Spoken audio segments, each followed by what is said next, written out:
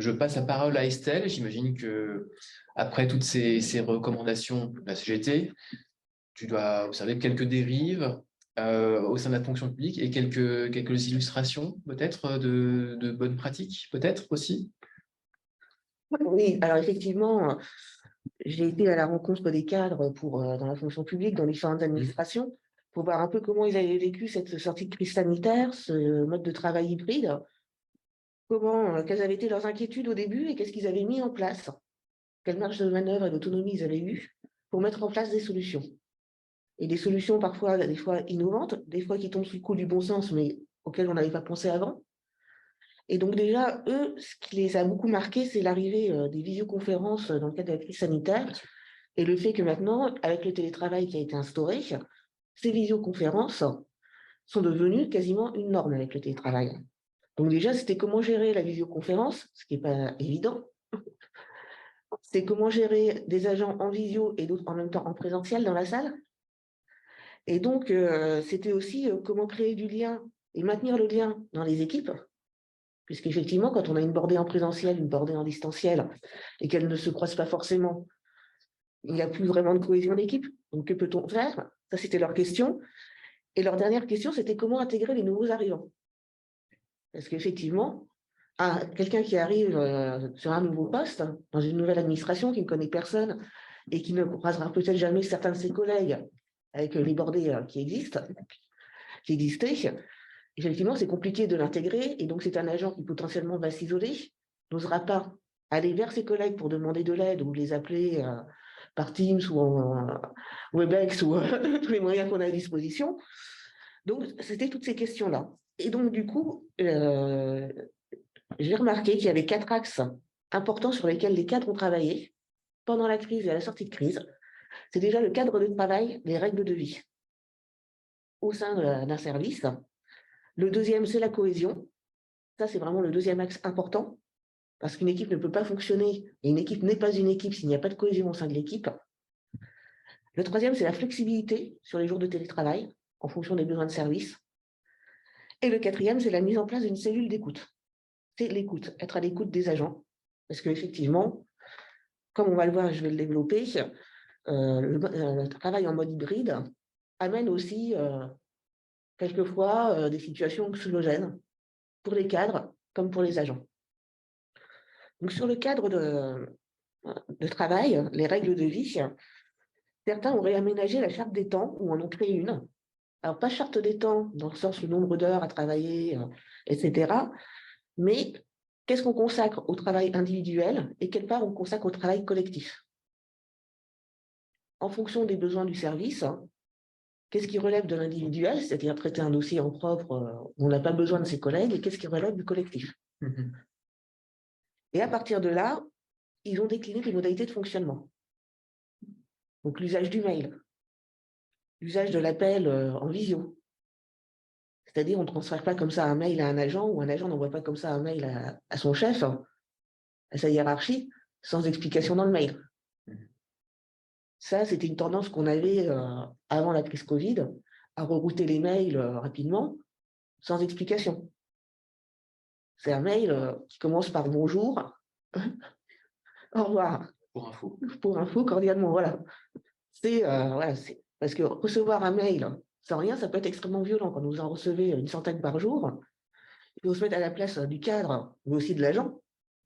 À un moment donné, on ne sait plus trop. C'est de l'information brute qui arrive, mais derrière, il n'y a plus d'humanité. Et ça nous amène sur le point justement suivant, qui est la cohésion. Comment créer de la cohésion? Donc certains chefs de service ont demandé à leurs agents d'être au moins tous en présentiel un jour par semaine pour la réunion de service, suivi après d'un temps de convivialité. Donc ça peut être un pot, ça peut être un repas pris ensemble, ça peut être chacun un peu déjeuner avec ses collègues et après on se retrouve autour d'un café à 14 heures. L'idée est poursuivie étant que les gens continuent à se connaître, à se parler, et qu'il n'y ait pas qu'uniquement des relations de travail pur et dur, mais qu'il y ait aussi des temps forts au sein du service.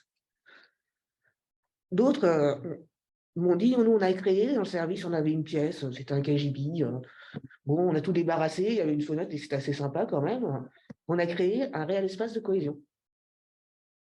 avec, par exemple, un baby-foot, enfin, un endroit où les agents peuvent se retrouver quand ils sont en présentiel, sur leur temps de pause, bien sûr.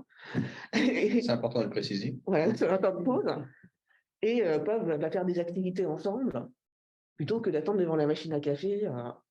Voilà, pouvoir faire des activités, bouger.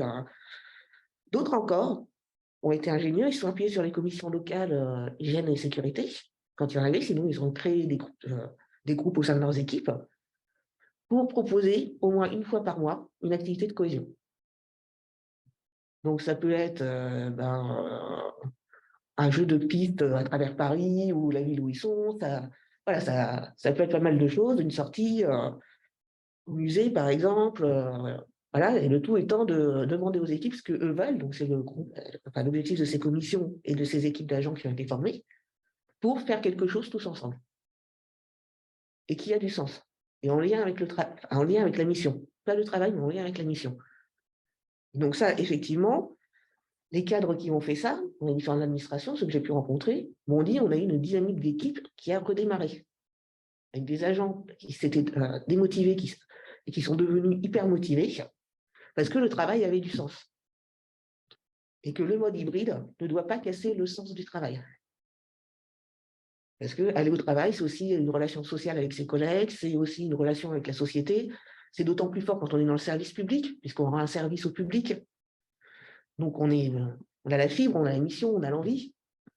Et cette envie, il ne faut pas la tuer ni la massacrer par un mode de travail hybride qui pourtant aujourd'hui a pris le pas et qui est demandé par les agents la plupart du temps.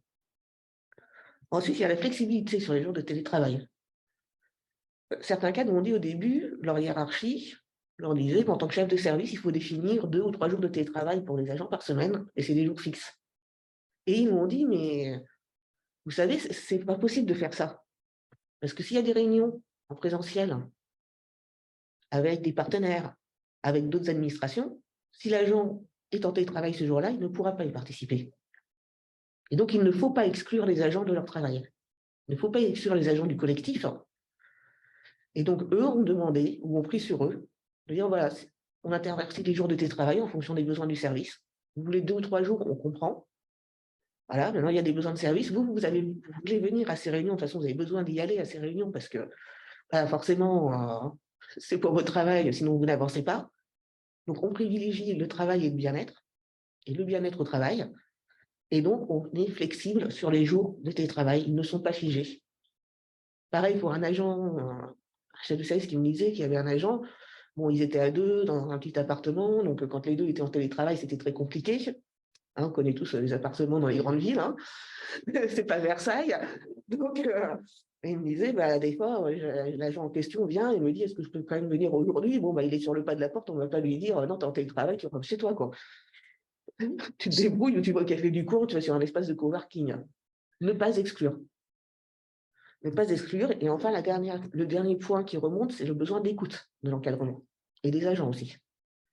Besoin d'écoute, parce que quand on est seul à la maison à faire son télétravail, ceux qui sont tout seuls, forcément, c'est sûr, à la fin de la journée, des fois, on a besoin de parler. Parce que même si on a été en visio, c'est pas pareil que de voir quelqu'un en face. C'est le sens de l'humain et la nécessité des relations sociales et de l'humanité. Et donc, certaines administrations ont mis en place des cellules d'écoute, donc qui sont ouvertes du matin au soir, avec un psychologue qui est mis à disposition gratuite des agents et des cadres, et qui répond aux questions, qui donne des conseils, mais qui a aussi pour vocation de tirer l'alarme auprès de l'administration, donc du CHSCT, mais aussi du chef de service. Si un agent, ou du directeur, si c'est un chef de service qui est en difficulté, si le psychologue se rend compte que l'agent est en difficulté et va très mal sur le plan psychologique et qu'il faut l'accompagner, qu'il faut l'aider. C'est un devoir d'alerte. Donc, ce qui permet, ces 4 axes-là, finalement, quand on regarde, ça permet quand même de travailler en mode hybride, sans pour autant se détruire ou casser le sens du travail. C'est ma conclusion. Merci beaucoup pour aussi ces très belles illustrations et ces nouveaux axes pratiques mis en avant donc, par les agents eux-mêmes, par les personnes eux-mêmes. Eh bien, nous avons en tout cas terminé avec ce webinaire. Donc, je vous remercie tous les deux pour ces présentations. Merci à toi, Anthony. Merci Anthony. Merci à vous. Et je pense que l'on se voit cet après-midi. À cet après-midi. Merci. Parce qu'ensemble, nous pouvons changer notre quotidien et dessiner un autre avenir. Du 1er au 8 décembre, votez CGT.